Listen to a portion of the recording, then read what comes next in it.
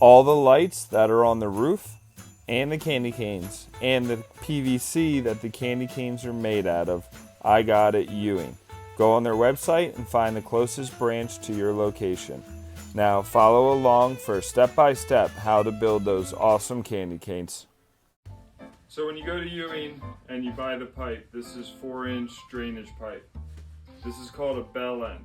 And what a bell end is, it's essentially a coupler. It allows you to put another piece of pipe in it. So one side has that and the other side does not.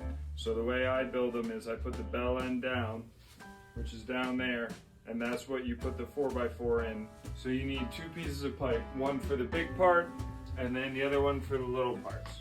So I cut these at 15 inches, and then you need 4 45s. So these are 45 degrees. So this is what makes the turn, and at the end, this is just a cap, this is optional. You put that on at the end. This year we're gonna try something different. We're actually spray painting them beforehand. So we have white and we have red. Currently we just spray painted the red, but we'll probably have to do a second coat. The other thing you're gonna need is primer and glue. They're clear primer, clear glue. The glue, I recommend using medium duty. While you're at Ewing getting the pipe, make sure you pick up your lights from them as well. So you get the lights, you get the bulbs. In my case, we're putting the candy canes on either side of the driveway, so we have a long run.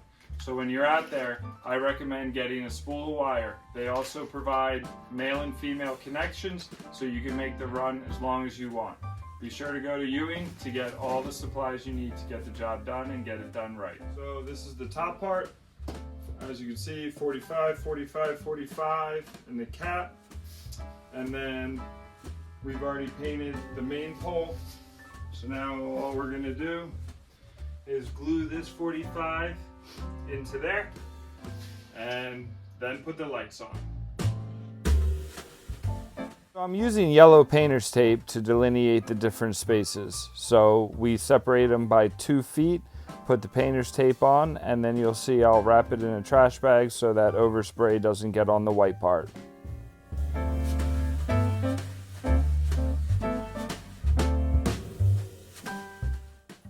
In our candy canes, we made these top parts 15 inches each. So it'd be 2 red, 2 white at 15 inches. Obviously, depending upon the size that you make yours, this could vary.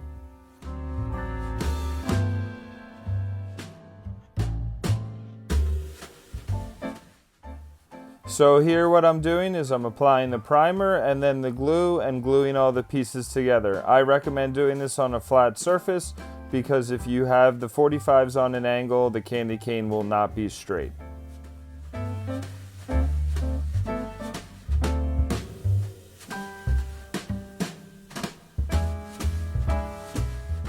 So I had some extra wood lying around, so I decided to build this little contraption to hold our spool. For your application, you'll probably just have a 100-foot strand, so you won't need to build this. Now, I do recommend building this, not to this extent, but it helps us spin the candy cane around to apply the lights a lot easier rather than going around and around by hand.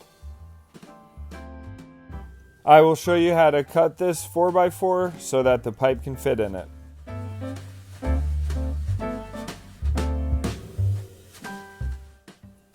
When you go to Ewing, make sure you get male and female connectors, as I said earlier in the video. What we did here is we're just taking the strand, we cut it, we install the male connector at the bottom, and that's it. Super easy.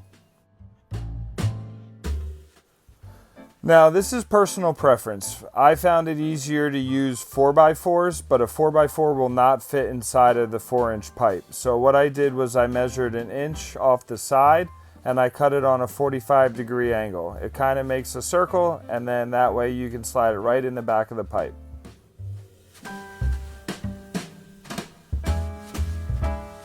The 4x4, after you cut it, I left the bottom square because that's what slides into the metal bracket. And basically all I do is, like I said, I cut 1 inch off the side on a 45, it slides right in, and then I load up the inside with spray foam.